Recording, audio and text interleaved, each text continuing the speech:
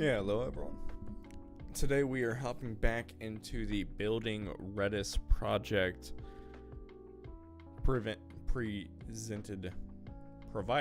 by, definitely not presented, by co-crafters. It's been pretty fun so far. Now we are going to be going into an area of code that I never thought I'd have to deal with. Parsing a file in hex. It's very interesting. To me it is. And last stream was really short. We essentially got to the point where we were... Let me go ahead and make it a little bit easier. We got to the point where we were opening the file and converting it to hex. And I came to the conclusion that there's no way to just kind of hop right into it halfway through. We're just going to have to build a parser for the RDB file, which I don't think is going to be too bad. I think it's going to be very doable. So let's get started. We're going to parse it from top to bottom. I believe the start is very easy. It's just basically saying, hey, it's Redis, and then a four character version number. There we go. So let's get back in here and see what it looks like that we're dealing with. Okay. So let's just go and run it, and this should help print out what we're looking at. Shouldn't be too bad.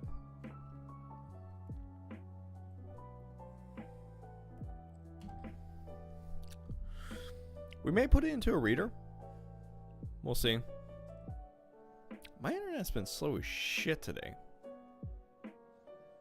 Hopefully this isn't causing any issues. But, you know, we'll see.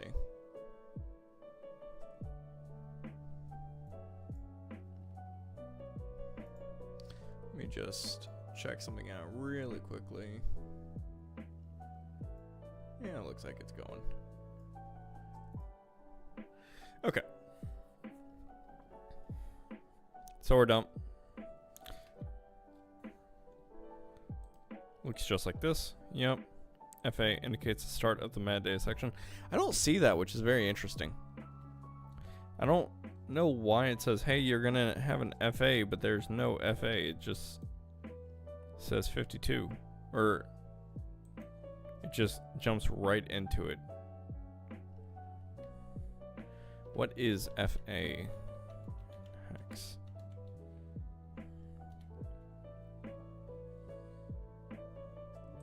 $250.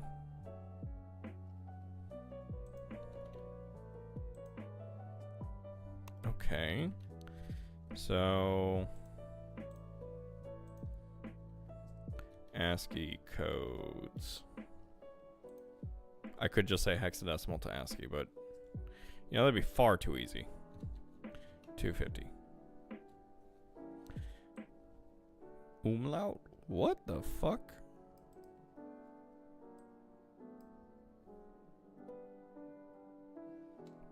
Very interesting. Hex. Oh. FA. Not FAQ. FA. Really?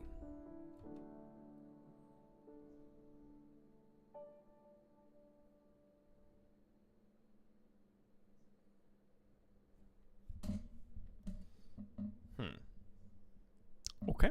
Sure. Sure. What is the first character? What is the first thing?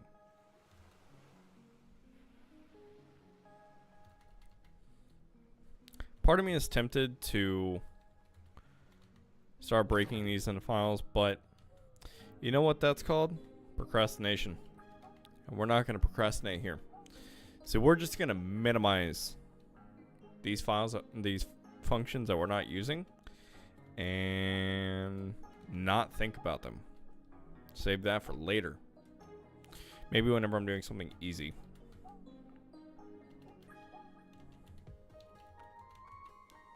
First character of dump.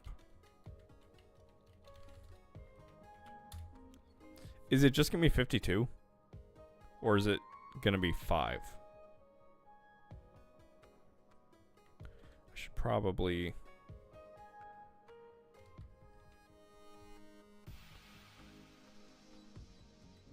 Is that better? Yeah, that's better. Okay. Let's try that out. 0.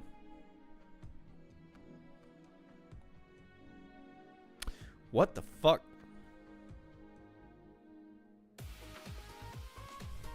That's way too loud.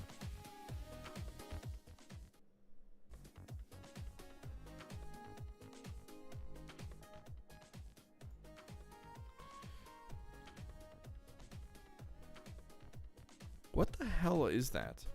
So, hex dump explained. Output, making sense of a hex dump. Let's check this out. Hex dump my data. Basic usage. The place to start is with a guess and just give hex dump the name of a data file and give whatever default format hex dump uses. What you're seeing there is the binary contents of the my data file shown as lines of 8 individual 16-bit values in hexadecimal. 1, 2, 3, 4, 5, 6, 7, 8. Okay. The first number on each line is a starting offset in the file for the first of the 8 following values on that line. The star indicates that all of the lines would be the same value as the 20. Okay. Okay, so they're all just the same. Hex dump will dump the entire file to the screen. So use it with care on large files. Okay.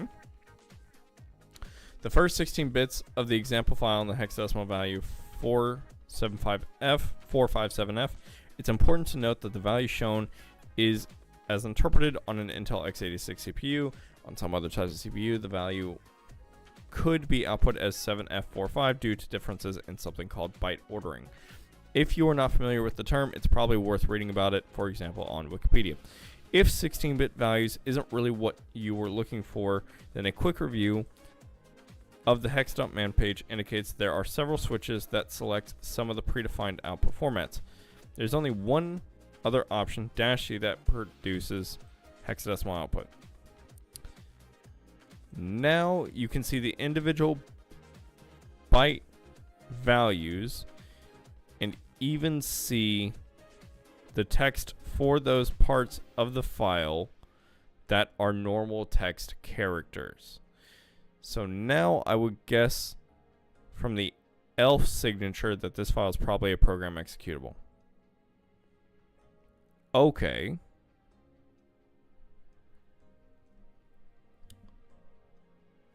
Progress. So the first part is the offset. Not what I was expecting, but makes complete sense. Now, the second part is the text characters. That makes sense.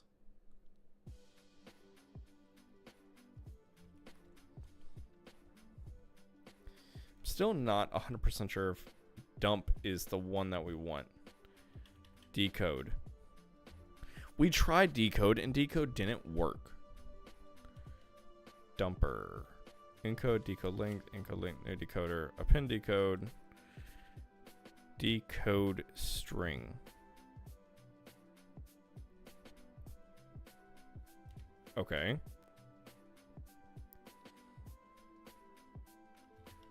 String file data. Let's see if this is any different. Decoded string was that. And I'm guessing that's an error. Yep. Error.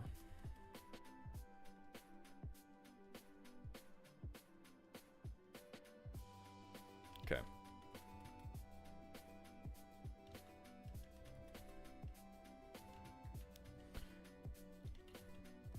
Decoded string. %Q. CIW. Decoded string.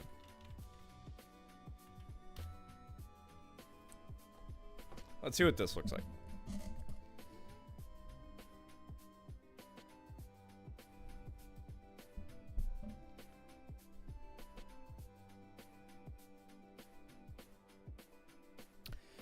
¿Por qué?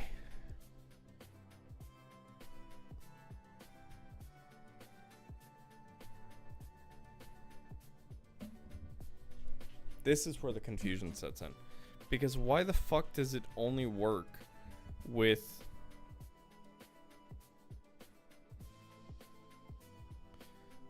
the dump command? Also, just out of curiosity, 1, 2, 3, 4, 5, 6, 7, 8, 9, 10, 11, 12, 13, 14, 15, 16, 17. What is 10 in hex? 10 in hex. 0xa.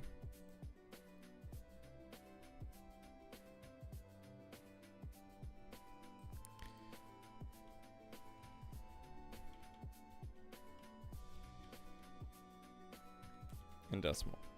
16. Okay.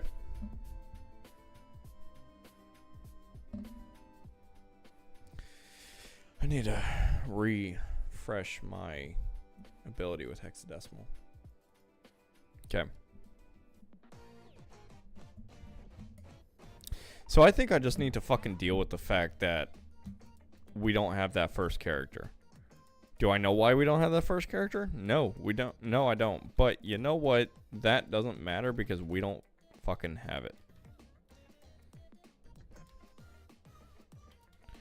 So let's just get a clear view of what we do have.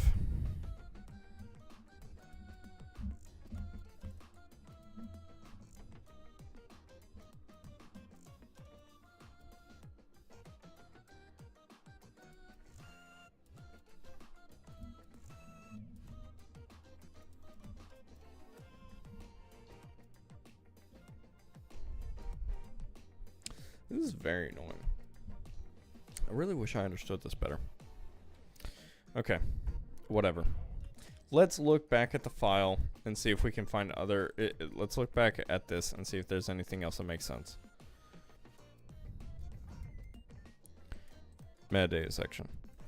Redis version. The name of the metadata attribute. Redis var.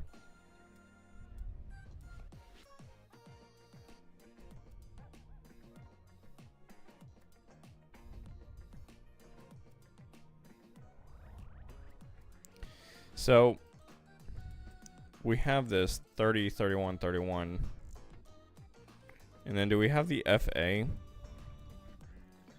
We do.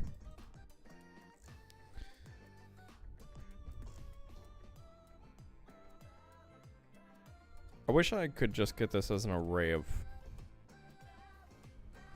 bytes.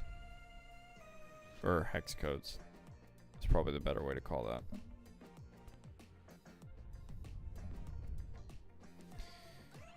Okay, so we can relatively easily get this because we know this is a fixed length. That's fine. It's going to be Redis, which is 5 characters plus a 4-digit version number. Not a problem. That's cool. 4-character RDB version number. That's fine. Next is the metadata section. It contains 0 or more metadata subsections, which each specify a single metadata attribute. Here's an example of a metadata subsection that specifies Redis version. FA indicates the start of the metadata subsection, the name of the metadata attribute, string encoded, and then the value. So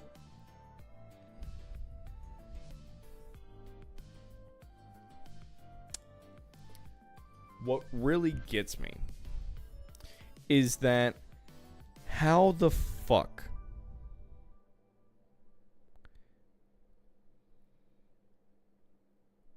are we supposed to know how many characters is in Redis version?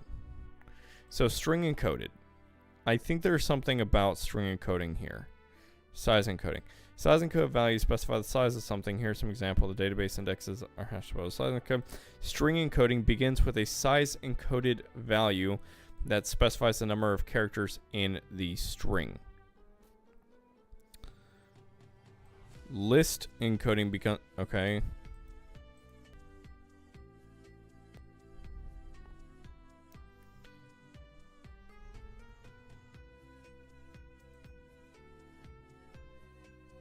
Size is 10.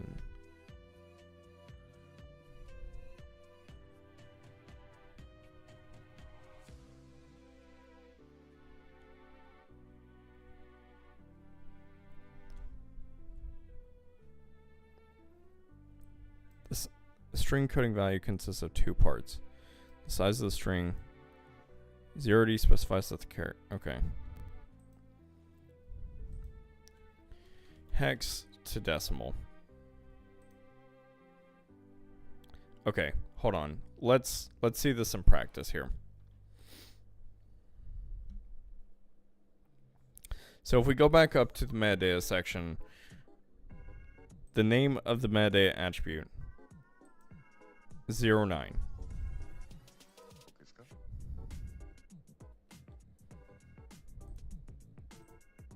It's just 9. That makes sense. RED. Jesus. Fucking Christ. 1, 2, 3, 4, 5, 6, 7, 8, 9. Okay. 6, 1, 2, 3, 4, 5, 6. Okay, this is starting to make sense. Okay. So we know the size of the header section. We know the size of the magic string and the version number, which is this. So we can easily get that. Then we need to go over the rest of it. Now, the really fucking annoying thing is, how the hell do I just get the dump without this dumbass formatting? Because this, okay, so like this makes sense if I was visualizing it, right? Sure, that makes sense. That's really cool. But it doesn't work whenever I just want to get the data.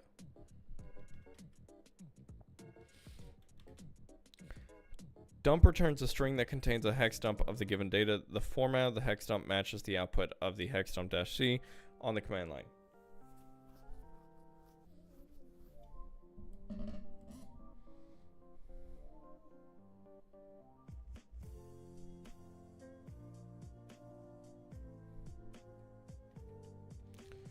Why doesn't this work? Decode source into that number of bytes, returning the actual number of bytes written to destination. Decode expects the source to contain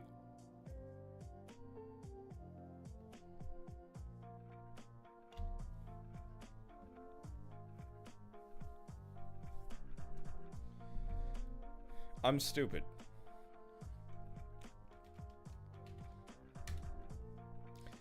Encode. because the content of the file isn't hex by default. It's text or whatever the fuck, and I'm converting it to hexadecimal. Holy shit.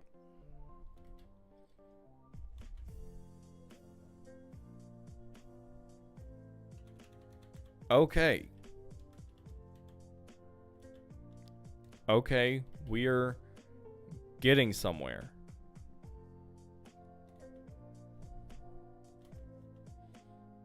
Hex dump. I think it's still nice to have this, because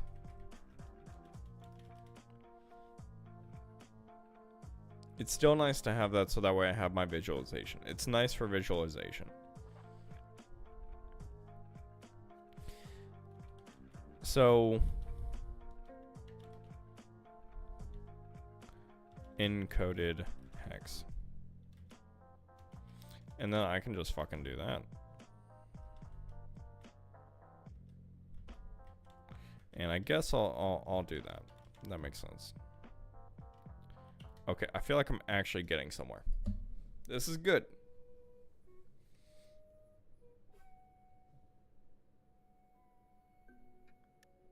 This is less good. That's fine. Yeah, that's fine.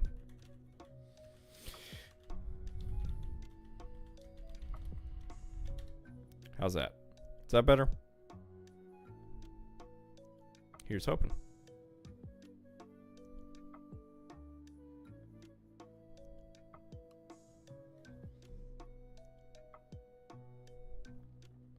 Okay. Hex dot encode length. Encode length returns the length of an encoding of into. Okay.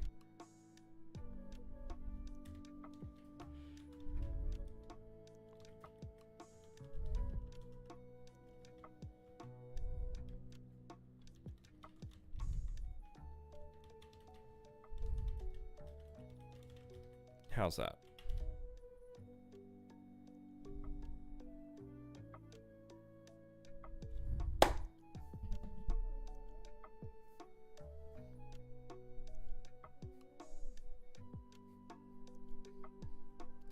We are making progress. Now, here's the thing, right? I have to read this 2 characters at a time. I'm pretty sure. Because obviously if I just do...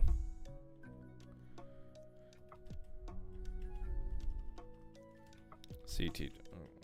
First character... I'm just going to get the 5. I'm not going to get the 5-2. Which is what I need. Okay. Okay. We're finally getting somewhere. I think it would be nice to put this into a reader.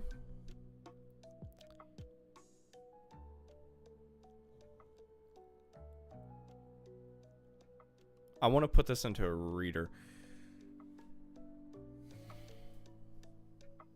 I really wish that each of these were just 2 things long, because the problem is I can't just say, for example, FA. I can't just say, hey, find FA, because I need to make sure that they are together, right? They can't be separate. That doesn't work. That's so annoying.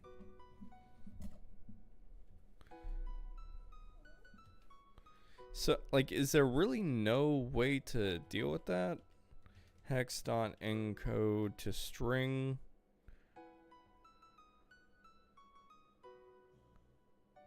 Encode to string returns the hex dot. I wonder what that looks like.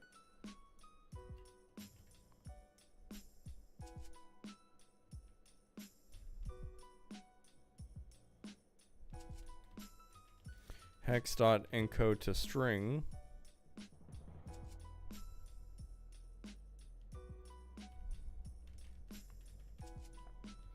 Hex data equals that. And I'm just going to be doing the file data. Very simple. Don't need that. Also, don't need that. If this is just a string, I'm going to do this twice. Once as a string, once not as a string. Let's just see what this looks like. Let's see if this separates it out at all or not, because I feel like that would make things a lot easier.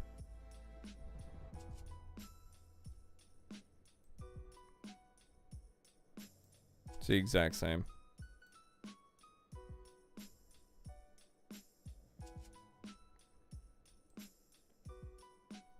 Shit.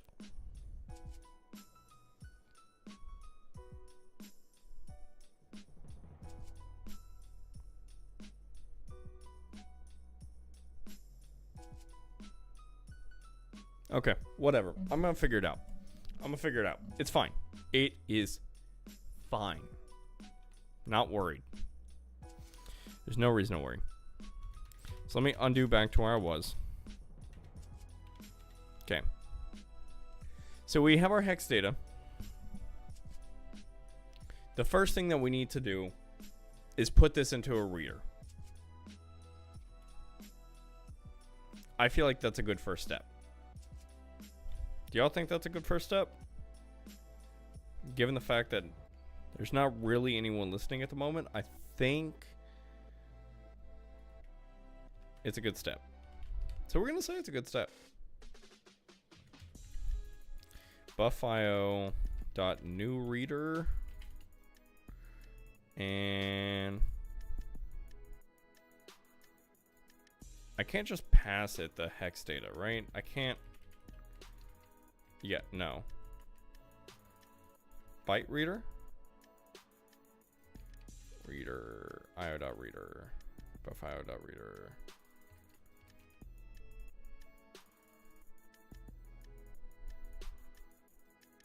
Why do I always struggle with this? Bytes.reader?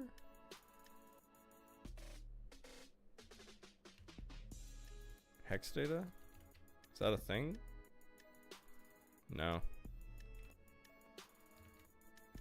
Create a buffio reader for a byte array. Golang. How do I do this again? What the fuck?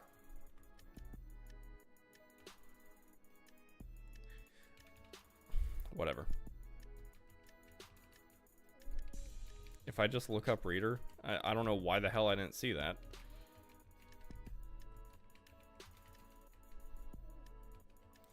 R is that. Okay. So let's do a test drive.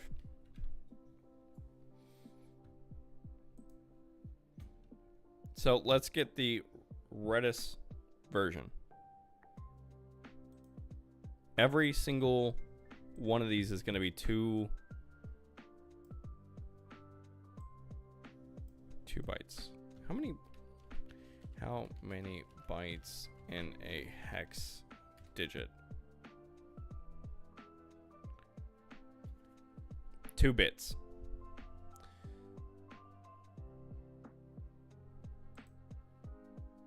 Okay, so 2 bits, 1 byte.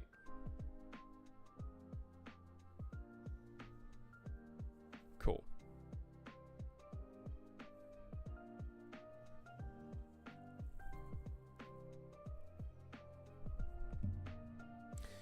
But it doesn't really count like that in Golang, so it's still just going to be 1 byte, 2 bytes, or at least in the array, it's going to be that. So every single one of these is going to be 2 of them. So I just need to take however much it's going to be, multiply it by 2. Same thing with these. It's going to be 9, but I need to read 18. Because 1, 2, 3, 4, 5, 6, 7, 8, 9. But it's 18 places. Okay. Redis 0011. 5, 4, 9, 18. Bingo bango. Fantastic.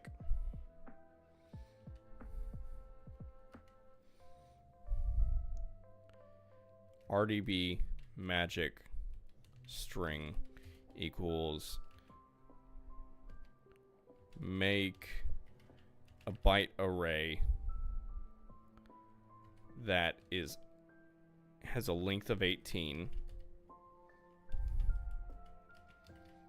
and we're going to read into that r.read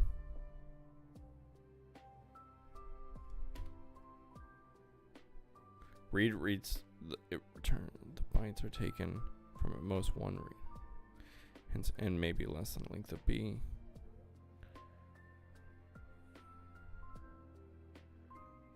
Okay, I still want to try read. I mean, that's what I used previously, right? What the hell did I do to try this? It wasn't keys, it wasn't ping, it was this.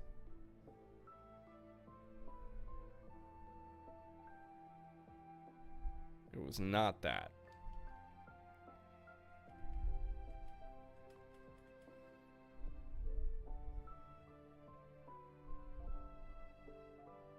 Whatever. Read into the RDB magic string. Who needs that? Let it error out.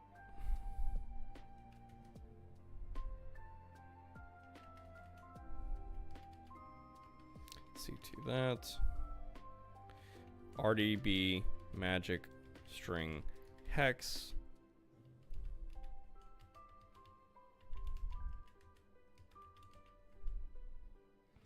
And then just that. And we're going to pass it in the RDB magic string. And here we're going to do hex.decode string.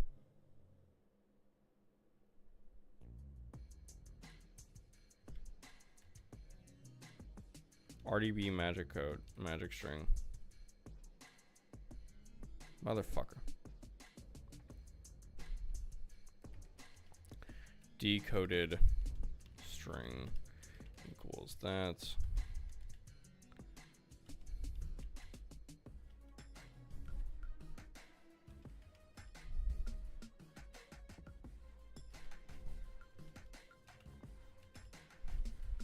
Okay.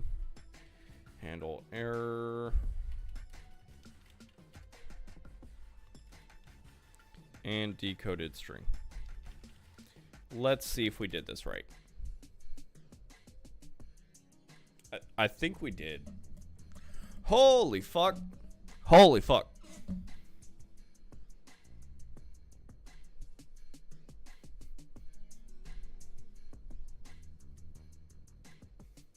Cool. I'm drinking way too much coffee for how late it is, but oh well. Okay, so we have our magic string. Rest of this is easy.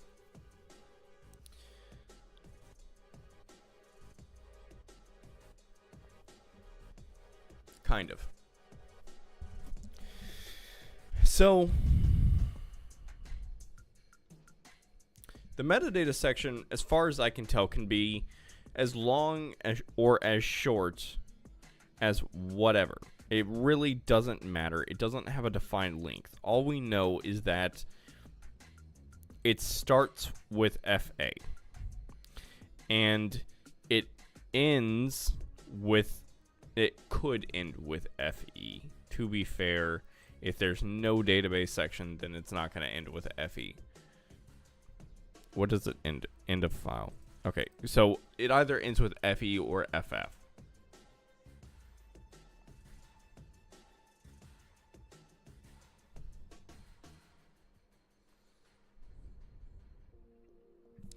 So what I want to do is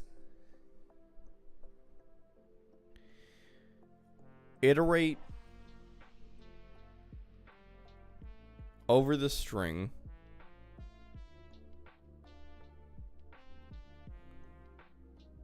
while the next two things are not FE or FF. And I think I know exactly how to do this.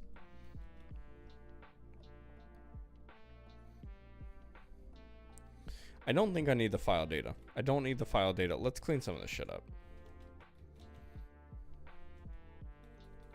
We don't need that. We also don't need that.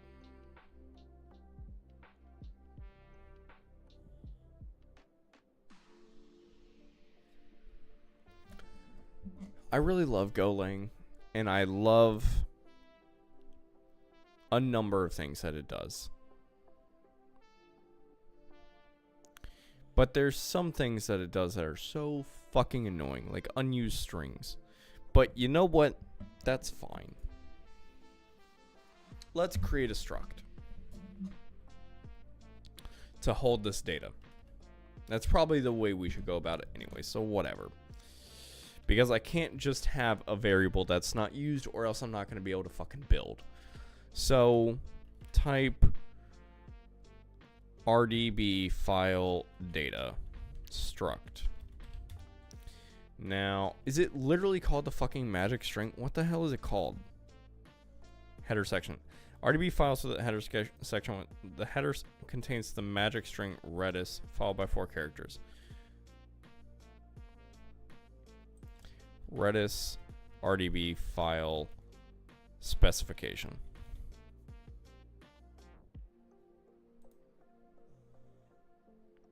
Okay.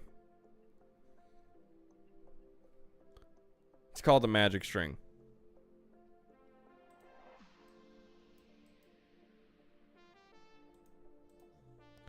Okay, RDB version number.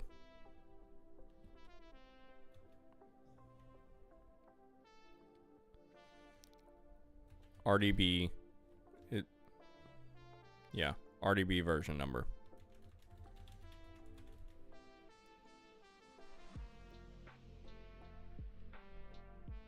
For right now, it's just gonna be a string. Now, we're also going to have our metadata. That is gonna be a map of string to string. I'm pretty sure metadata is always going to be string to string. Let me see if I can confirm that.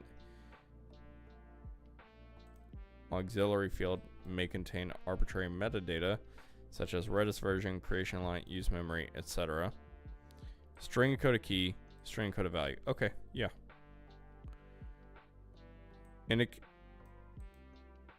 Indicates the data. Okay.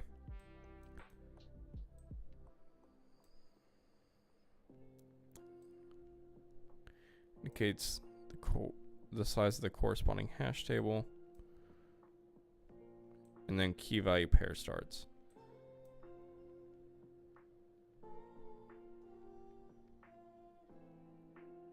Okay. File starts off with the magic string Redis. This is a quick sanity check to know we are dealing with a Redis RDB file. Okay. Sure, whatever. That makes sense. I don't know what the hell it was talking about with it starts with something above here before the 52. It doesn't. That was kind of driving me crazy. But, you know, whatever. It's cool. So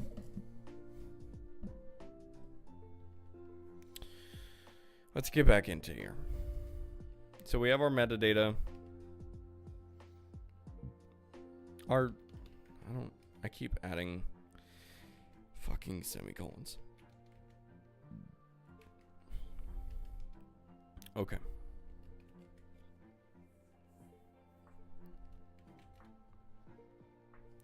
I'm not going to add anything here for the database because that's going to be its own situation.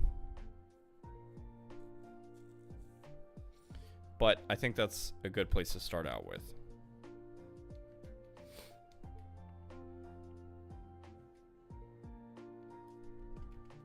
Let's go and minimize some of this.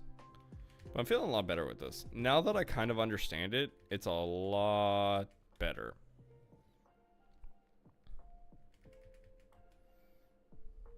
So it's not 18. The magic string is 10 characters, or 10 bytes, but really they could be 2 bits, whatever. Here they're bytes. We're going to read into that.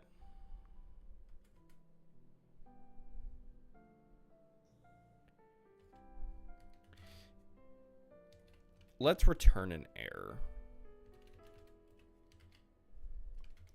20. If decoded string does not equal Redis, return new error? Error.new is what I'm looking for.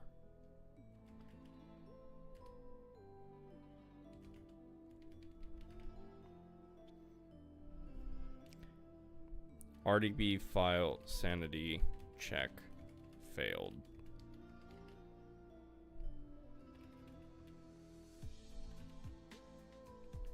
Is it just new? No, new error? How the fuck? I love it whenever I just have to Google shit all the fucking time. Errors.new, I think.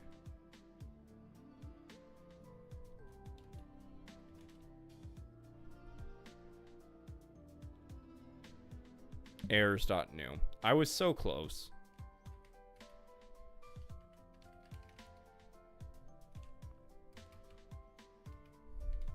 No, it's not what I meant. What the fuck?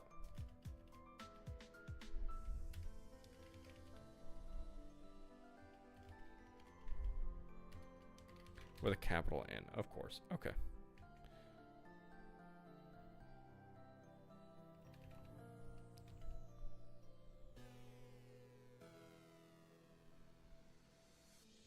Wait, hold on. I feel like I'm complicating this. No, I'm not. Okay.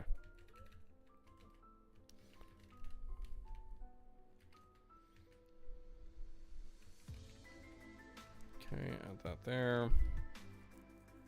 Okay. Sanity check is done.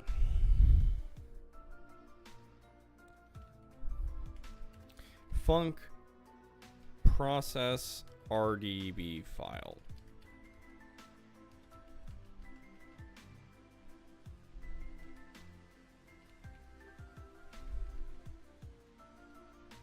Let's go ahead and start putting this into its own function.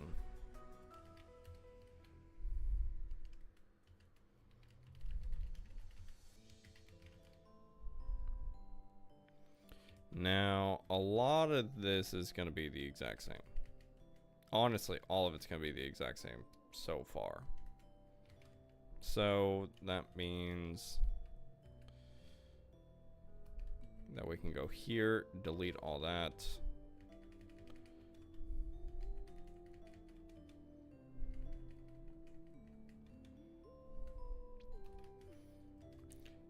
Func. You know what? This is a good point in time to add a new file and put this shit in there. Let's go and do that. RDB file processing .go. Yes. Package main, I believe. Let's go and grab that. Yep. Why is it organize imports? There we go. Okay, now let's go back here and delete the shit that's not used. RDB file processing. Func. Process RDB file header. R for the buffio.reader. I think that's all we need so far.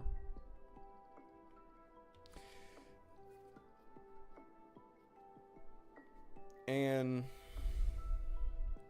let's go and return an RDB file data.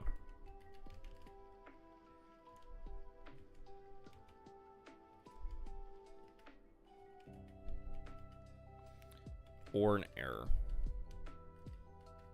Let's copy that really quickly. Put that there.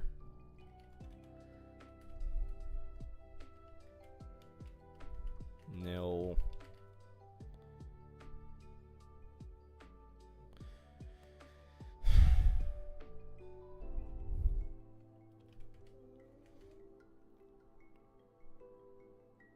RDB data equals RDB file data.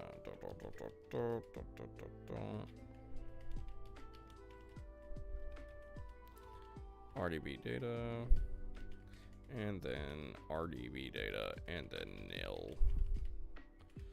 Now, we don't need any of this.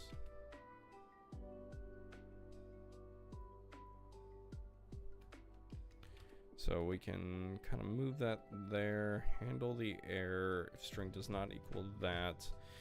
Okay. So let's go and copy that. RDB file version number. Okay, so this is going to be 8 because it's 4 characters long.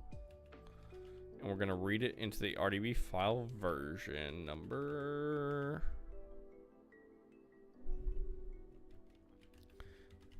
And decoded version number equals that. RDB data dot version number equals decoded. Nope. Decoded version number. Okay. Fantastic.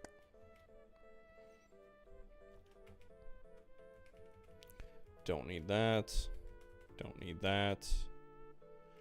I can keep the other stuff. RDB file, RDB data, error equals process the file header, pass it R, and then that's it. And then we need to handle the error. Every time that happens, that's better. Okay.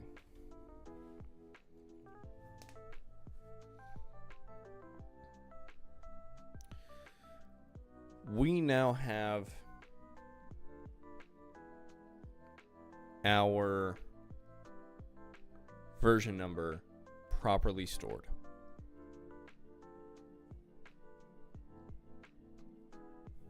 Let me drink some more coffee.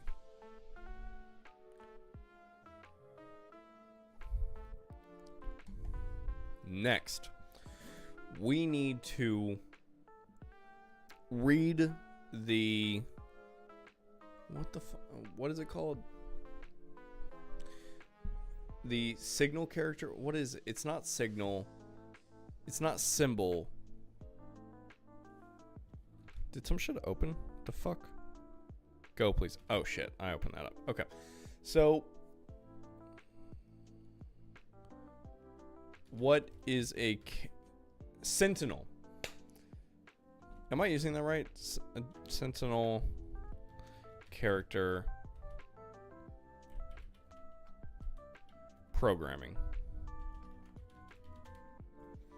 In computer programming, a sentinel value also referred to as a flag value, trip value. Okay, yeah, a special value in the context of an algorithm which uses its presence as a condition of termination, typically in a loop or recursive algorithm. Okay, so maybe not, because it's not, well, I guess maybe not, because it's signaling the beginning. So sentinel isn't the right word. Either way, we're going to read this shit. This shit right here. Okay. We need to read 2 bytes.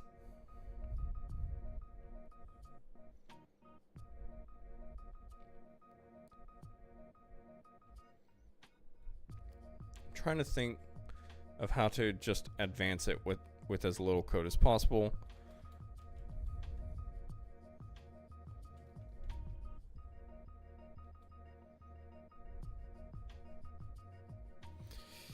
Six func process RDB metadata section r buffio.reader. I know how I'm going to do this because I started creating this. And then we're also going to be doing RDB data, a pointer to RDB file data, and we're just going to return an error.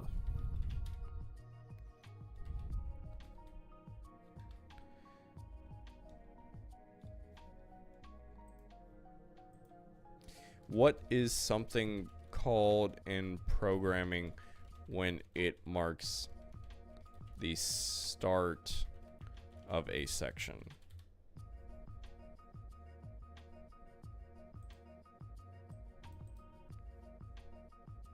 That's not right. That's not what I'm looking for. What are the terminologies in computer programming? Holy shit, that's vague. And whatever. It doesn't matter. Okay. So we're going to look for the not sentinel value. And by not sentinel value, I mean not the start, but not the beginning. Not the end. Okay.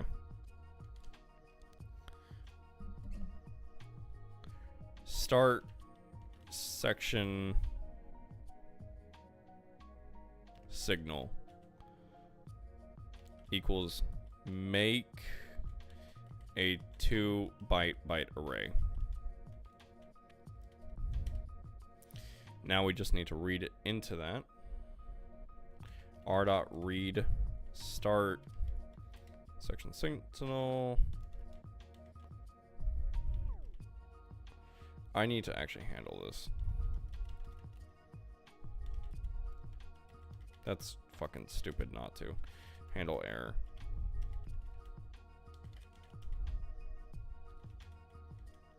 I don't really give a shit about the in. So that's why I'm not saving it.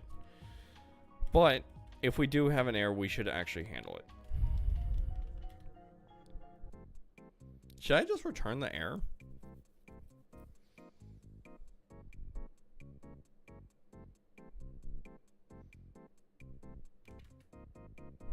Yeah, I'm gonna just do that. If error does not equal nil, return error.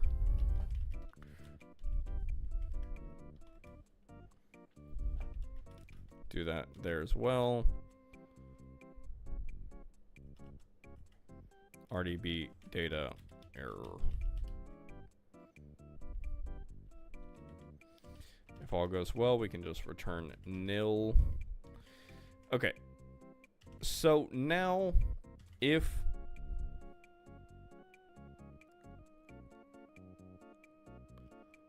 the string, we don't want to decode it. We're just looking at the string of the hexadecimal, which should be FE, if I'm remembering right. Let me close some of this shit down. That'll be useful. Definitely keeping. I'll probably keep that. No, I won't. That's useless. That's not what I was thinking of. Don't need that.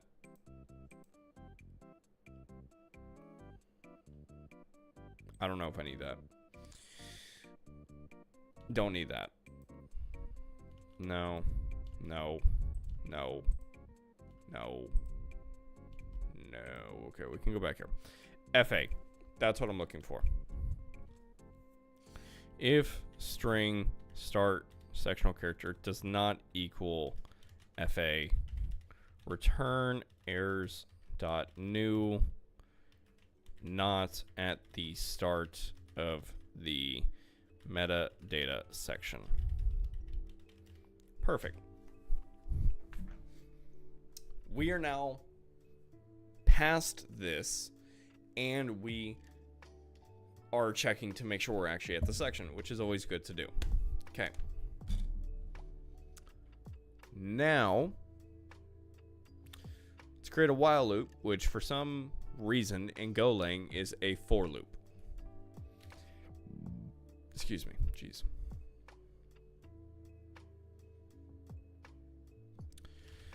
For, I think we can use peak. r.peak, yes.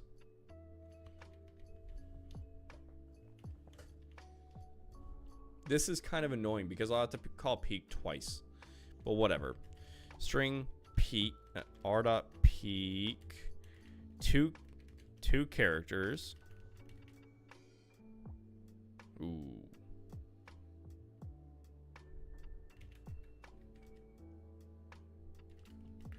Next characters error equals r.peak 2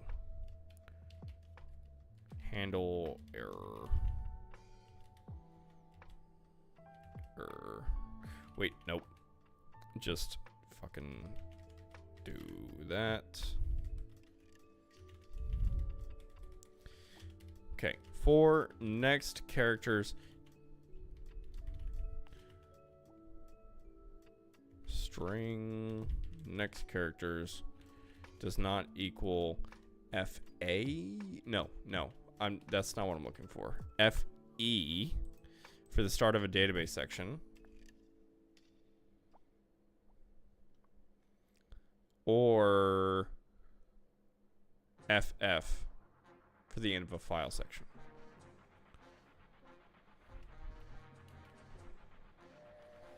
And string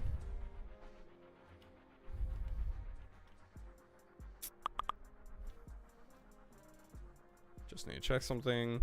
Next characters does not equal FF.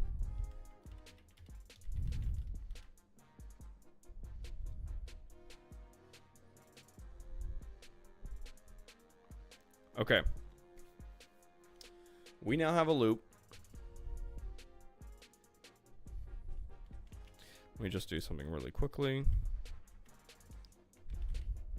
Let's make sure we're iterating over it.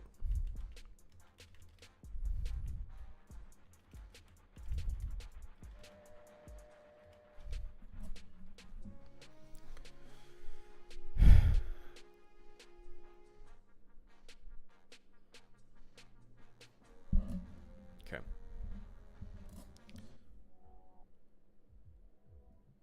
So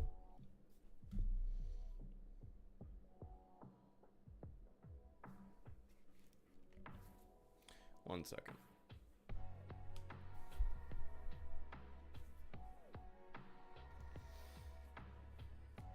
My ears are getting tired.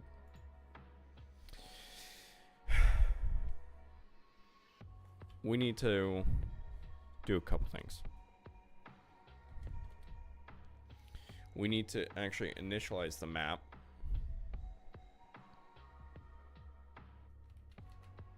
Do they automatically expand?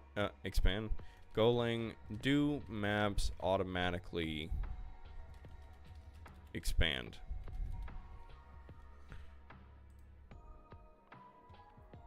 A new empty map value is made using the built-in function make, which takes the map type and the optional capacity. Wait, it's optional? The initial capacity does not maps grow to accommodate the number of items stored in them. So no, okay.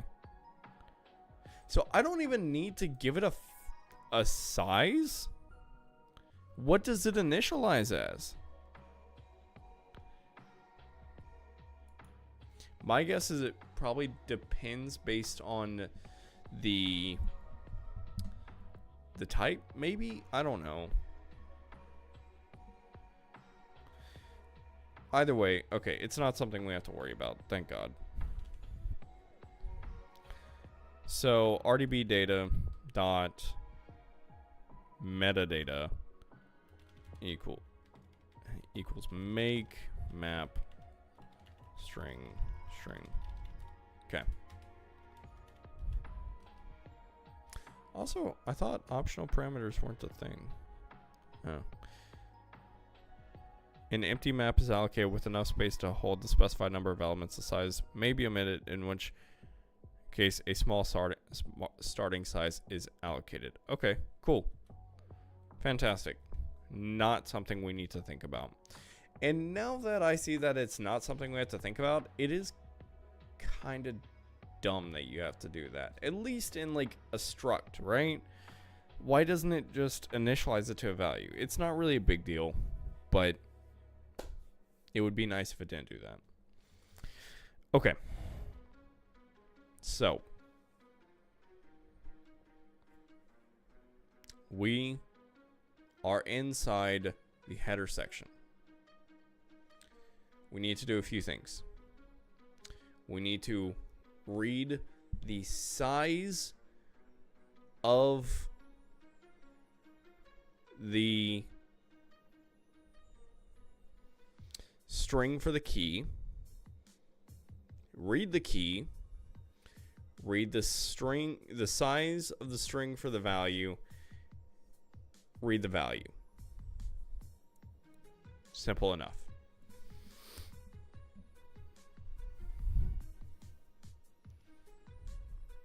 I may put this into a function because I'm just going to do it multiple times. I'll probably build it out the first time, then put it in a function and just call the function twice. We'll see.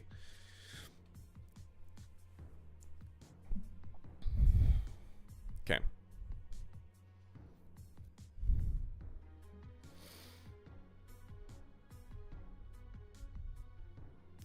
So, hey, man.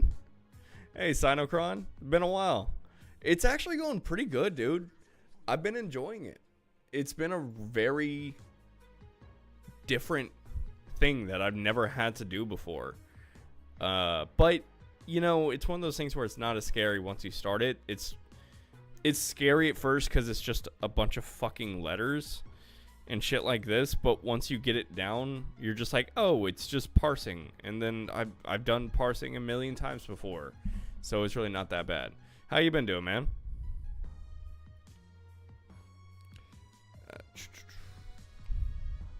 Okay.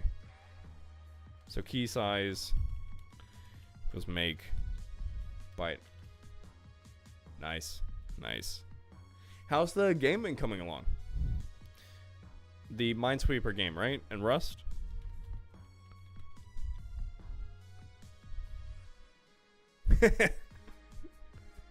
Dude, I feel that. Honestly, like, that's fine. To me, like, all of my so many of my projects are half started, but as long as you learn something or at least enjoy doing it, then that's what matters. Who cares about anything else? Nice. But that sounds lit for the work. Are you I believe it was like mobile car games and stuff like that that you work on, right? Am I right on that? Nice. Nice. Cool, man. That sounds pretty fun. But yeah, this has been going pretty well. So I've actually gotten really far with this. I've handled all the base stuff. None of it was super complicated. Right now I'm onto a new section where it's the RDB persistent section where I am figuring out how to read the file. And the file is laid out in hex, which is very interesting. But overall, not too bad at all.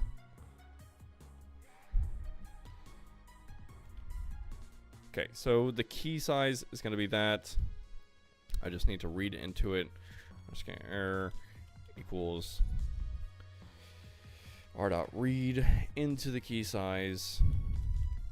If error does not equal nil, return the error. But I've started to think about some of the other projects I want to do. I'm thinking about trying out Zig. Have you heard of that language? I mean, a lot of people have, especially if you've heard of Rust. You've probably heard of a number of newer languages. Not that Rust is super new, but relatively speaking, it's pretty new.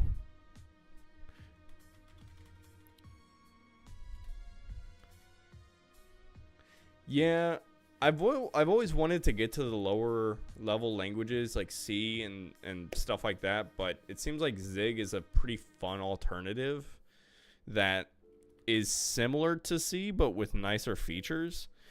I think that Codecrafters offers things in Zig. I want to see.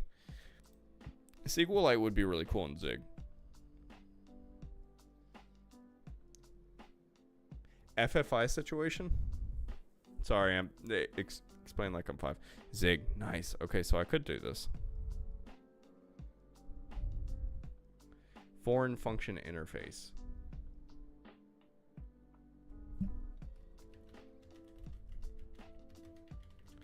Don't make fun of me. There's some things that I've never really had much of an opportunity to mess with. Is a mechanism by which a program written in one programming language can call routines or make you... Oh, shit. That's really cool. That's so cool. That seems like a really sick feature to have.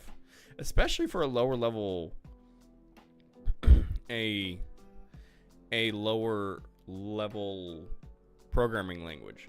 You know, actually, that seems really useful for... the idea I had for a program that takes C# classes and turns them into JS doc definitions in JavaScript. Yeah. I would assume so with Rust. It seems like it would be pretty rough. I'm assuming just because it's so strict on its typing. You know, having never used it, just having heard a million things about it. But that's pretty cool. Okay, so we have our key size. We need to turn that into a string, which we can then parse into an integer, which will give us our size. Okay.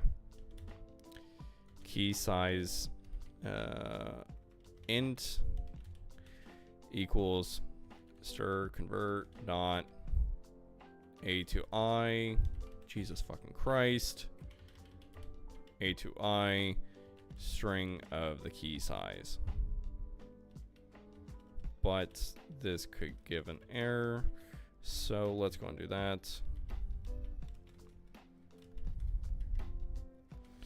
And we'll return that error.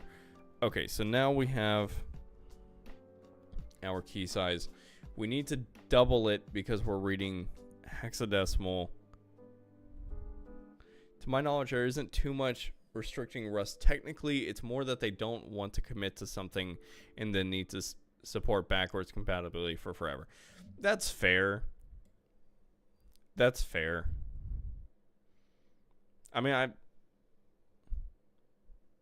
that's a problem with like any programming language, especially the newer ones, because an issue I've heard with Zig is that it changes a lot, and I feel like that's just true for any newer language, right?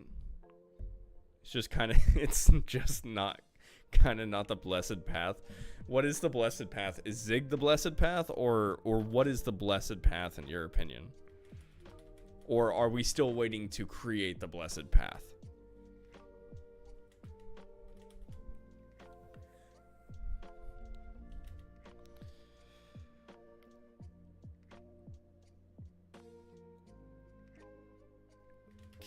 I mean, within the Rust ecosystem, FFI isn't... Yeah. Oh, I think I see what you mean. You mean that, like, you really probably shouldn't be fucking with other languages to begin. Like, everything should probably try to be within Rust itself, not trying to call different programs and stuff like that, right?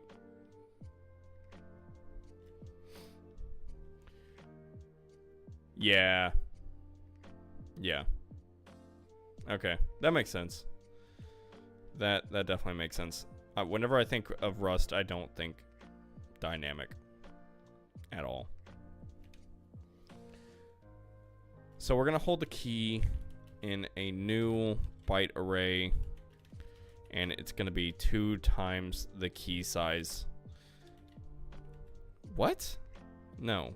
Why? Get rid of that. 2 times. Okay, cool. So now we just need to read into it. Underscore error for the millionth time. Equals r.read key. Read into the key.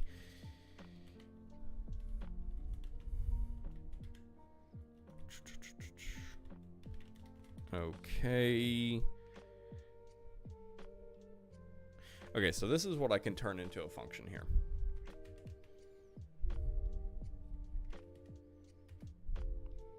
Nine func read encode RDB file encoded string. I'm gonna read that in just a second. Buffio dot reader, not that. And we're gonna return a string. And we're gonna paste all that. And we can also return an error as well, but we need to wrap that up. There is dynamic linking kind of 2 types. You can dynamic link within Rust, but you need to have shared objects from the same compiler version and platform version and linker version, etc., etc. Otherwise, it breaks magnificently with UB. Or you can go the C FFI route, but then you need to use C types in Rust, which isn't super fun to marshal. Yeah. Does that get into the unsafe Rust area or no?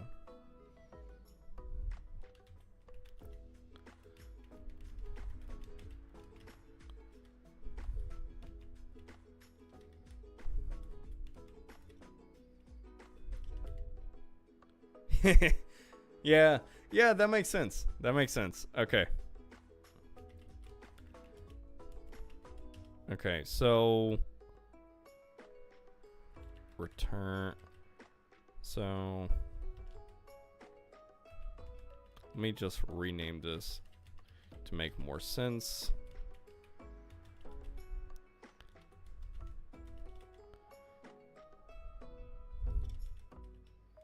Stir. Get a space paste. Stir. Nil. Okay.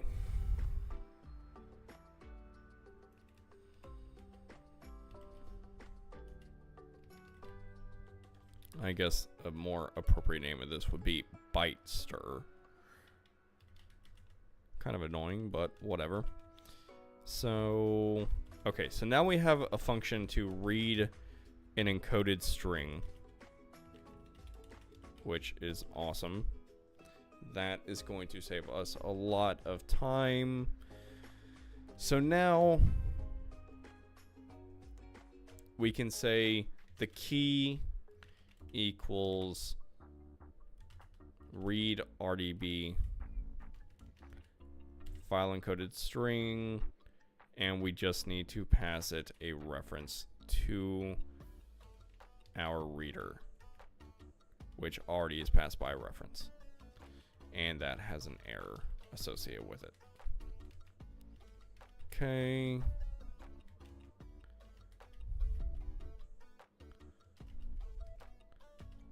Now,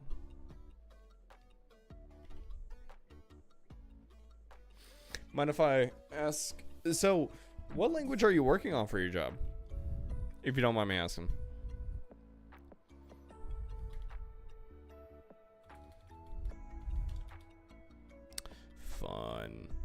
Fun. I've heard modern C++ can be fun to write in. Probably if you're doing it yourself.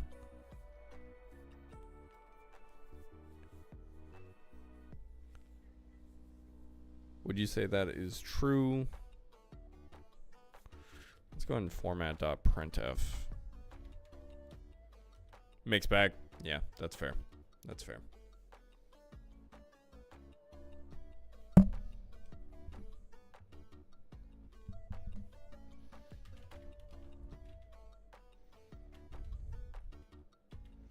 Value. Some modern features have some pretty stupid. Dude, I feel like if I'm going to be honest, the same thing kind of goes for Rust, at least for me, for someone who doesn't code in Rust or C++. Every single time I see that syntax, I get a fucking headache. And it's just like, it's too much, man. Like, it's just too much.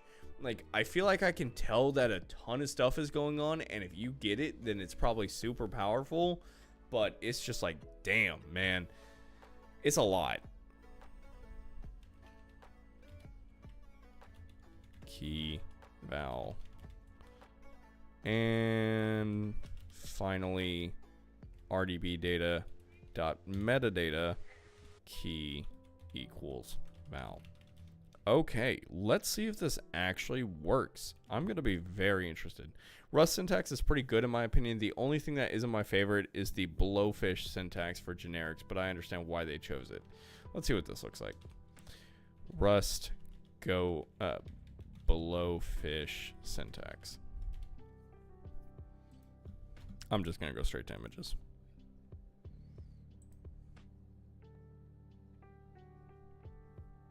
I'm assuming that's not it. Pub use cipher. Holy shit. How do I even... I feel like I'm reading a different... not programming language, but just language.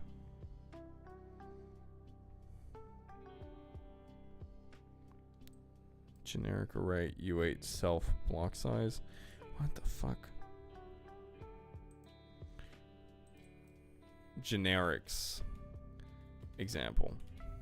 That might get me closer.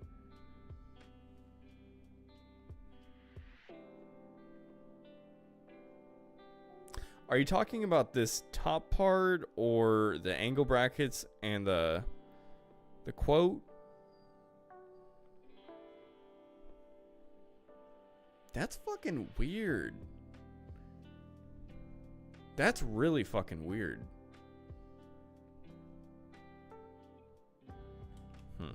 While you respond to me, I keep doing this.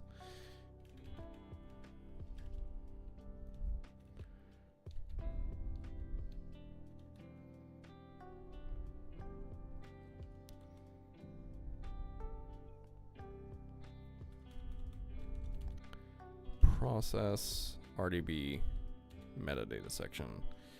Reader and a pointer to the RDB data. It's basically where you call a method with a type. It's function U32 instead of function. That's weird. That is very weird. Oh, I see. I see. Yeah, that's weird. I'm gonna be honest. I have never been the fan of the double colon in syntax. I don't know why. It just looks like shit to me. Maybe it's because I just haven't used it. To be fair, I really didn't like Go syntax because I'm used to like C# and things like that. But then I started using it and I loved it. And now every time I go back to C#, I hate my life. But yeah, it's to simplify the language parsing to differentiate generics versus comparison. Yeah, I mean, that's fair.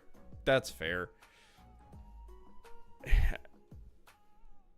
With a language with so many features and things like that,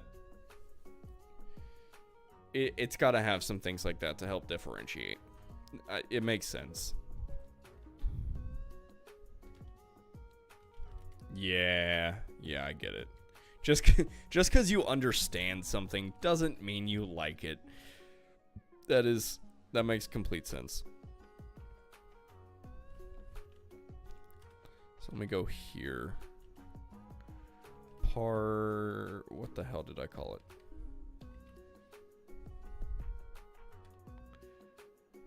is a lifetime?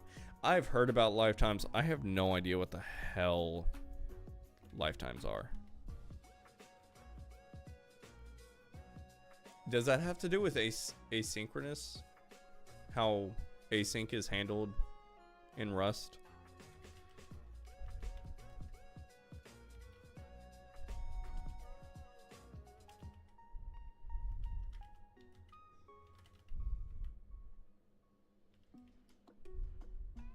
Our config store.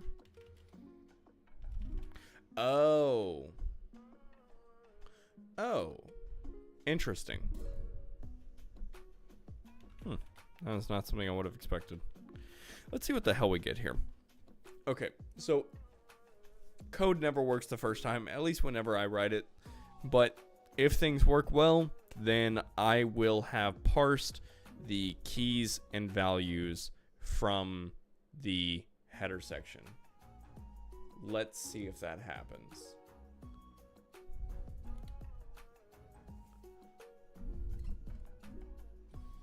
Come on.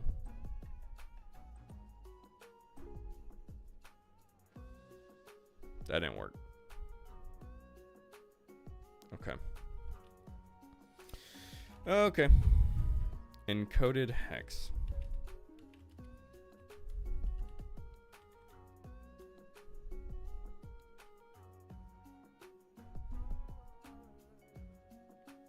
Let's see.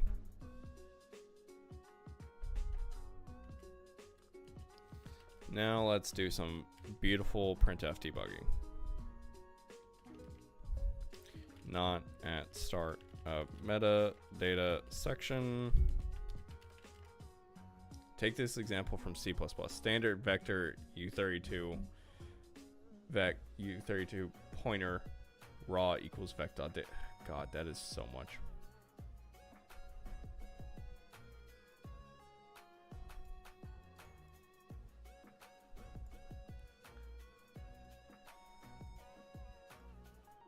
Okay, so it's defining a vector of type U32 called vec, and we're also getting a pointer to an unsigned 32-bit integer equals vector.data, which I don't really get how vec.data returns a pointer to a U32, because it isn't a vector kind of like an array, but not quite. I'm reading the second comment here in just a second. I know I haven't read it yet, and it's probably going to answer my questions. Vec.pushback 0. So does it kind of like remove the last item? Okay, let's read the next one. The pushback method can reallocate the data inside of the vector, making the raw pointer invalid. Okay. Yeah. Okay, so before I read the next message, so you're basically saying you're getting a pointer to a value inside the vector, thinking that you're going to be able to point to a value, but then you overwrite that value, and now your pointer isn't going to be pointing to what you expected per se.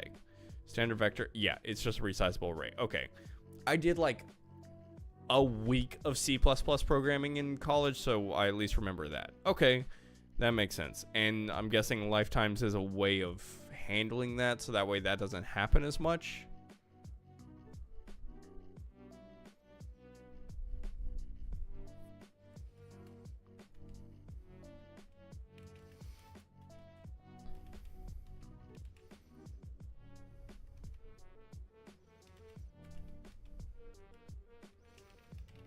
Let's see what that says. Oh, did I get a fucking error?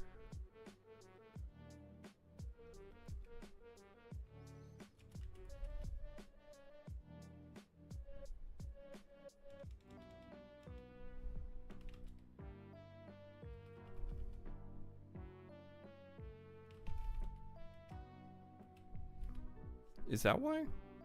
I don't think so.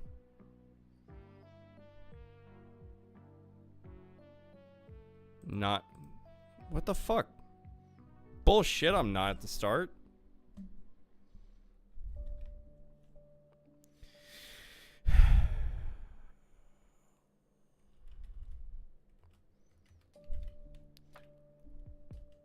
But that's cool. I can see how that would definitely help with safety a lot.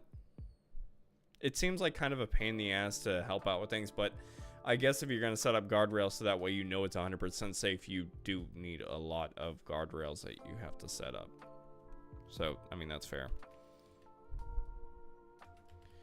Signal value. %Q.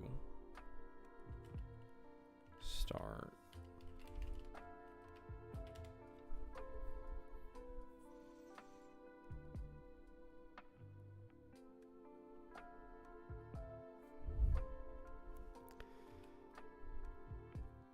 Okay, was it... Crap, I'm real... I'm happy I feel like I at least understood your bad example, whether or not it was bad. This documentation sucks dick. FE, FA. Why is it lowering it?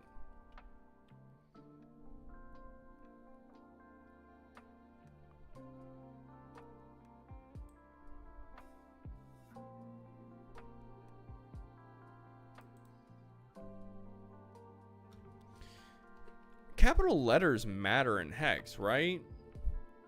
Do capital letters matter in hex?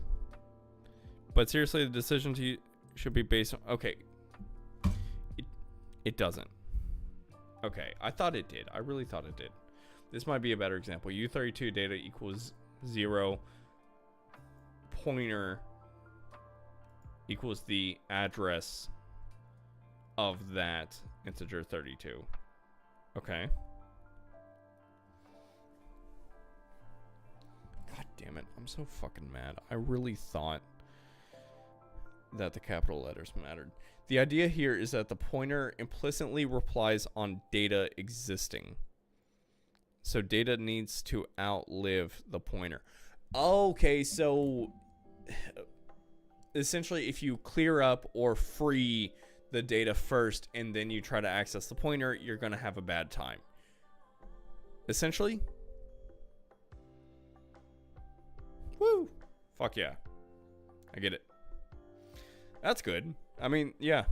That makes sense why you... That's why it's called lifetimes. Right? Yeah. That makes sense. Huh. Cool. I do feel like that example helped more. Your first example definitely explained a problem. I think it might have just been a slightly different problem, maybe.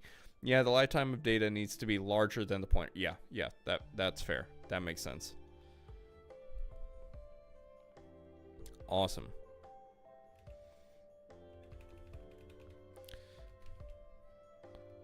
Yeah, Rust solves the first problem in a different way. Yeah. Nice. Yeah.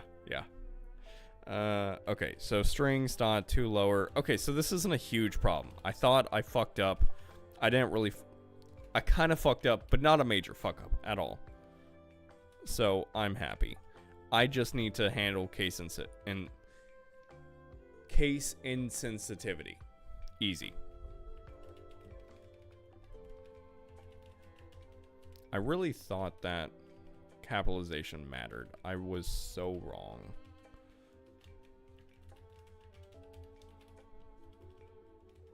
Nope. Jesus Christ.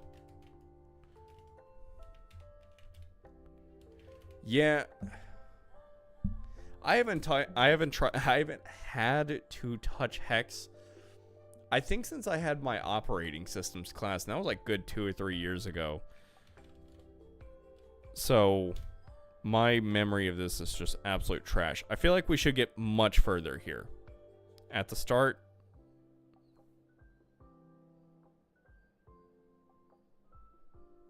Okay. It's better. It's better.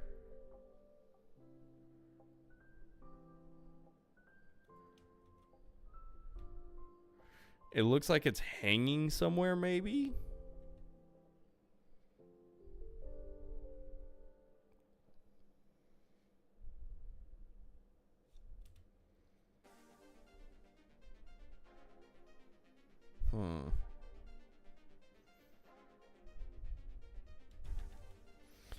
Printf getting key.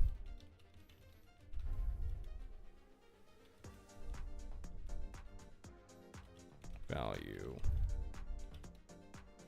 Is it... well, they're calling the same function, so it's probably going to have an issue either way. What the fuck? Wait, hold on. Wait, why did that work? Why did that...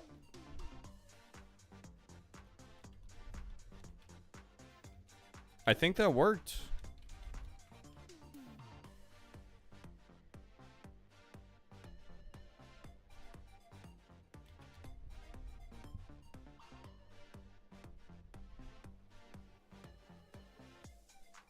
Okay.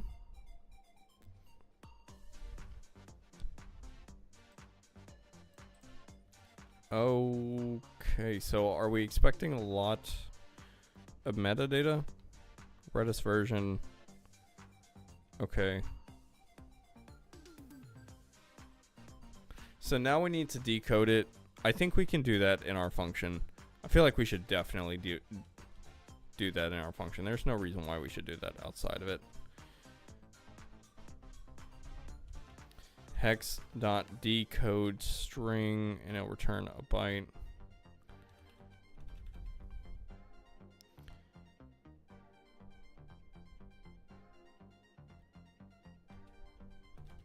Decode. Let me just call it decode.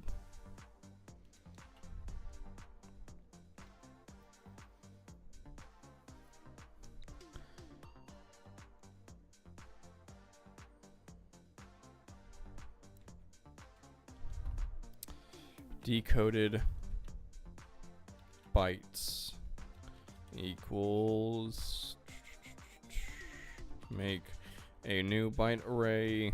I think what we can do is hex.decode length. Yep. It's just divide by 2, but whatever. We'll still do it. Byte string.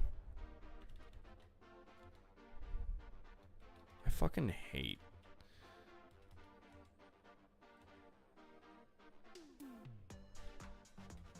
Length of that. Yeah. The destination is going to be the decoded bytes. Byte string.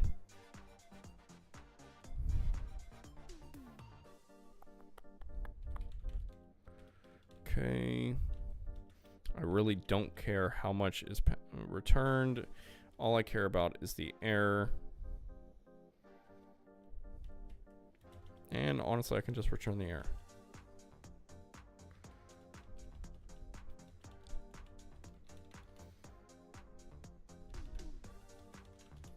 Have you programmed in Go or no? I feel like I probably asked you this, and because I know you sent me all of the languages that you've done before. You've done a lot, so I wouldn't be surprised.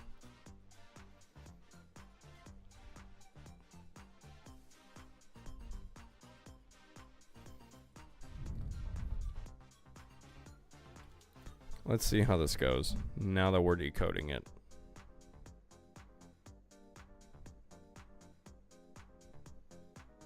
How you feel about it?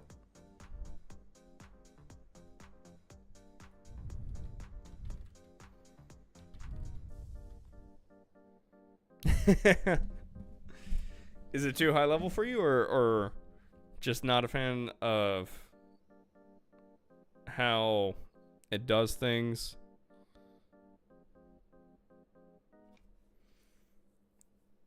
I don't write. Oh, yeah. You like managing your own memory. I can respect that. That's part of the reason why I want to try Zig, is because, like, it's something that I want to try so hard. I just haven't really had much of a reason. I've had no reason to do it professionally, and I haven't had much of a push to do it in my hobby programming time. But I want to do it soon. The whole... They have a build your own SQLite, which is interesting. I kind of want to do that. But the really annoying thing is this seems like SQLite is a proper In this challenge, you'll build your own version of SQLite that is capable of reading a SQLite database file and answering basic SQL queries like select and using indices. I feel like this could be a fun challenge in Zig. Probably a very difficult one, but probably a fun one. My issue with this site is that a lot of these aren't super built out. Like Redis is by far built out the most. The other ones have a decent amount of stuff, but not a crazy amount. So I'm definitely looking forward to what they have in the future.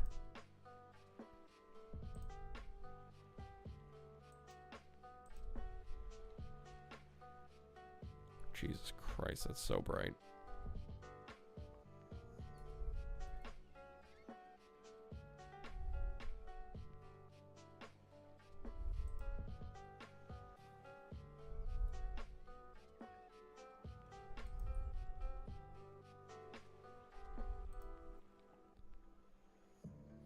Okay, I'm getting the fuck off of that because this is making my eyes bleed.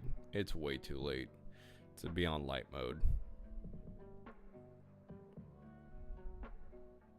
Have you ever, like, been up a little late at night and you're like, man, I should be tired right now, but I think I drank too much coffee and now I fucked myself and I'm going to be up for much longer than I intended to be? Because that's kind of how I'm feeling right now.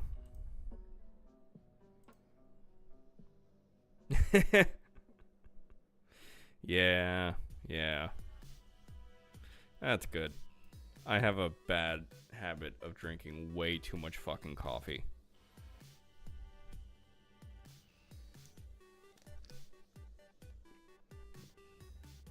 But, oh well. Okay, so... Oh, I'm fucking so stupid. I knew I had an idiotic issue because it was still showing me the same shit. Okay, cool. Let's try that again. Now, what are we actually returning? Not in hex, please. We got it. We have got it. We are reading our metadata. Fuck yes.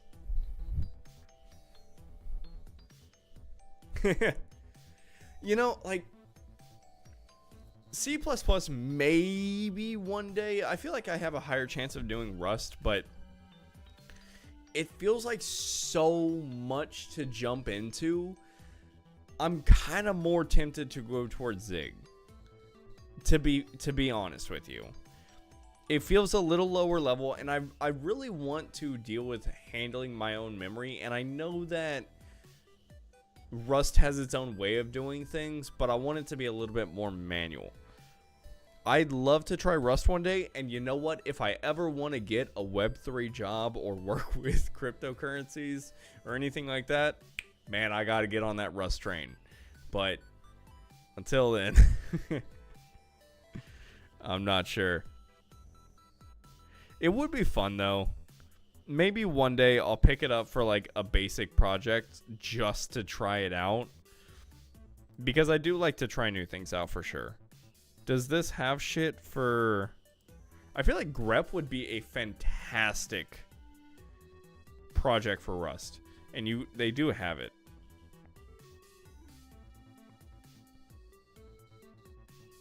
You feel like out of all of these, ripgrep, yeah. Was that rebuilt in Rust? Ripgrep? Because I've heard of it. I haven't used it.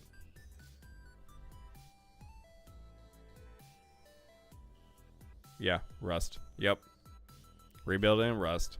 Of course.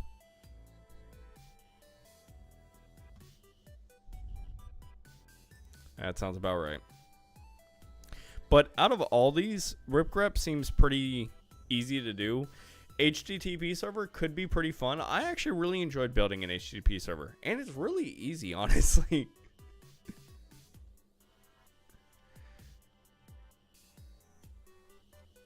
But yeah. Okay. Back onto this for just a second. Holy shit, we're actually getting close to getting this done. And this is really fun. I'm not going to lie. I was kind of dreading this a little bit before I started the stream. to like parsing this. I was like, fuck, this is gonna be hard. It's actually really not that bad. Yeah, because as long as I read 2 bytes at a time, yeah, it's not that bad. It's really not that bad. Into the file section indicates that the file is ending and that the checksum file, whatever, don't need that. Okay, so the database section. This is where things are going to get a little bit more interesting. Let me reread this really quickly. So FE indicates the start of the database section. Excuse me. 00 indicates the index. Simple. FB indicates the hash table size that follows.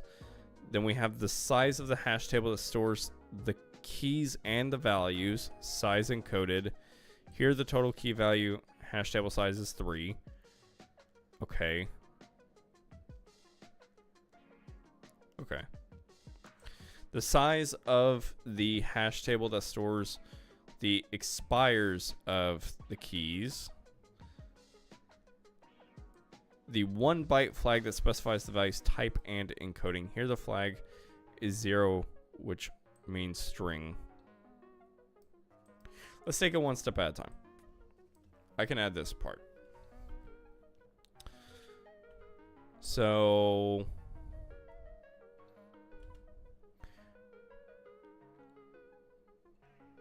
definitions.go. Let's just add a new file for this. I feel like that's probably the best way to go. And then just take that down there. Package main space CA. Okay, so type RDB file database struct. So we're gonna have our index, which is gonna be an integer. We'll have hash table size, which will also be an integer. And we will have an expiry hash table size, which is also going to be an integer. So is there anything else that I missed from that? The index, hash table size. No, I don't think so. Okay. And every RDB file data can have multiple of these. Databases. An array of RDB file database.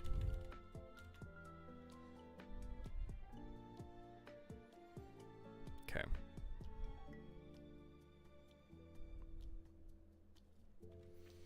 So let's go and get into it. Func process RDB process databases. Obviously we need the buffer buffio.reader. I'm getting tired. Holy shit. I'm getting tired, but I am still awake, which is a weird place to be at.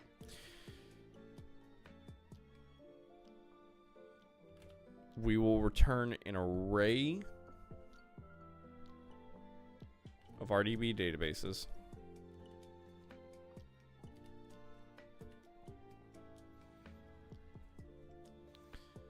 And also probably an error.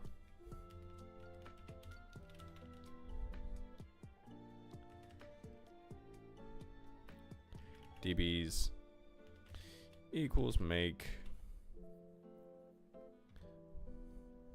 an array of the RDB file database. Let's go with 5 for right now. Keep it really simple. Don't need those. Or that. I don't know why the hell I did that. Return DBs nil.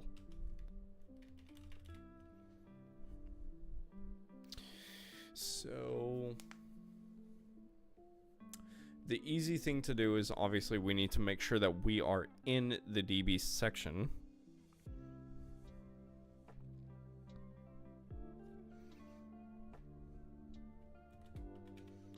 And we can steal that code from the metadata section.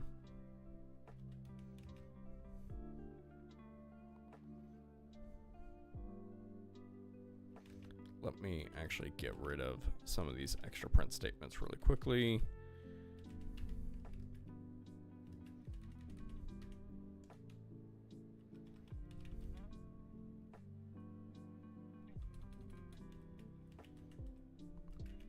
DBs, and it needs to be FE. That's what we're looking for.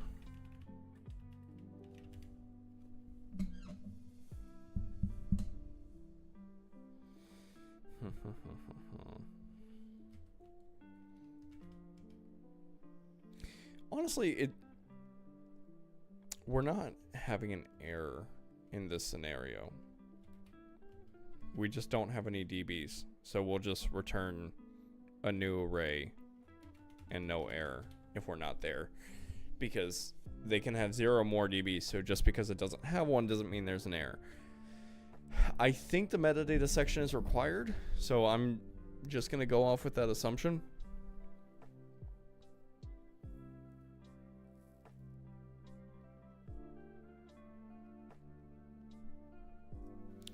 So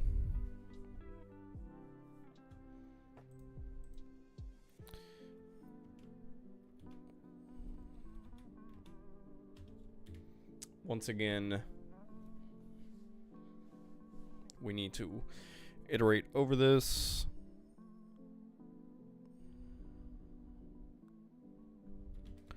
Next code error equals. Let's go ahead and peek at that. Just peek 2 bytes ahead. If error does not equal nil, we're going to go ahead and return that.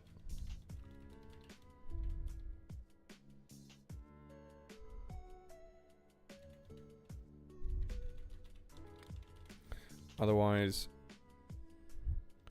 for strings dot to lower string next code does not equal FE. Okay, so we are now in it. Let's go and see what we're looking at here.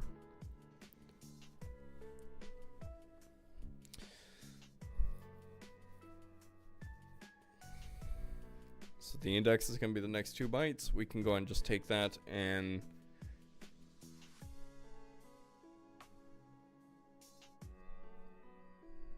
we need to take those 2 bytes, decode it, turn it into an integer. Okay.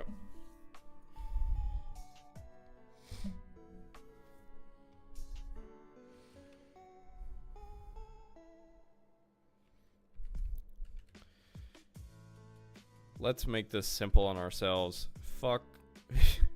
Funk? Not fuck. Func get integer from hex byte int error. And just int.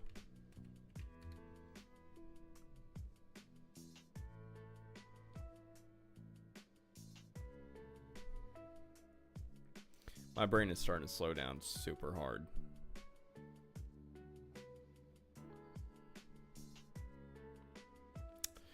Decoded hex error equals hex dot decode.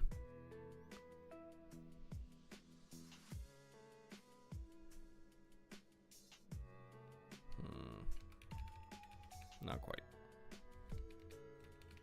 Make an array of bytes with the hex dot decode length of, I did not give this anything, num in hex. Num in hex.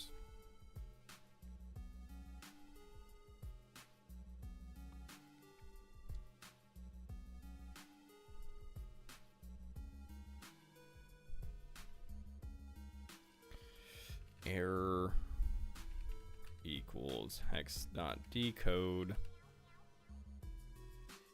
Destination is going to be the decoded hex, and the number in hex. Not really too worried about the number. We can just handle the error. That's fine with me.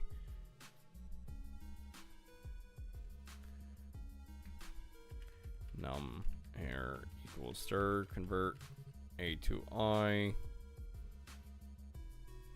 string decoded hex,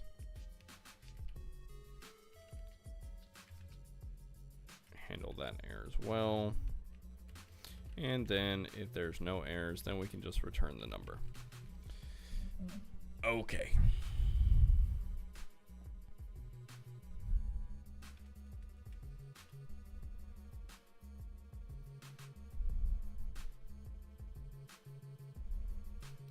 DB index hex equals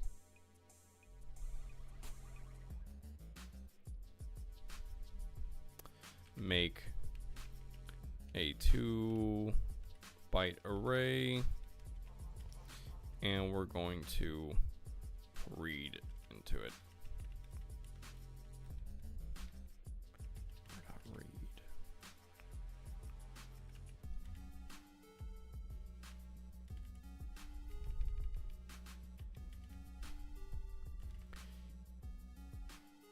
If error does not equal nil, do the same thing over and over. Return DB's error. Okay.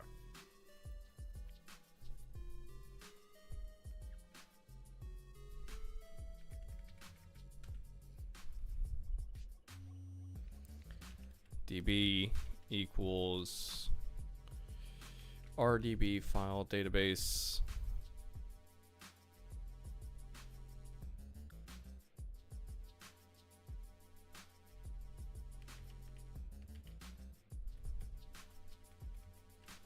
DB dot index equals get integer from hex, and then a DB index hex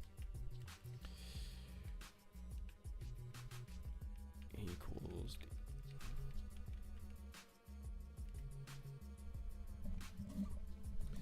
the append built-in function appends elements to the end of a slice. If it has a sufficient capacity, the destination is resliced to accommodate the new elements. If it does not, the append returns the updated slice. It is therefore necessary to store the result of append, often in the variable holding the slice itself.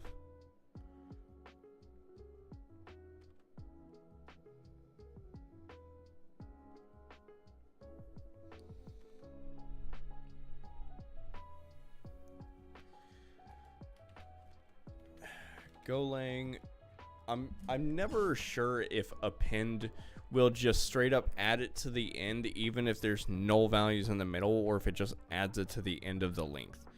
Does append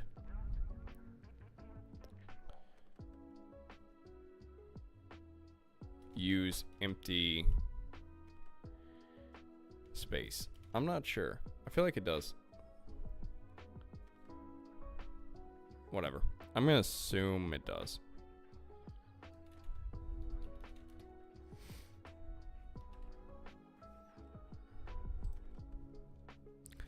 I'm gonna be calling this really soon, but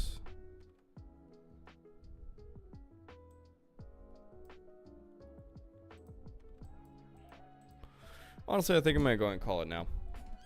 Sinocron, it's been nice talking with you, man. My brain is starting to shut down. I still have way too much energy, so I'm not going to pass out, but yeah, my brain ain't working to stream right now. It's been nice talking to you, man. I hope I'll catch you later. And to anyone who watched this later, I definitely appreciate it, and I will catch y'all later. See you.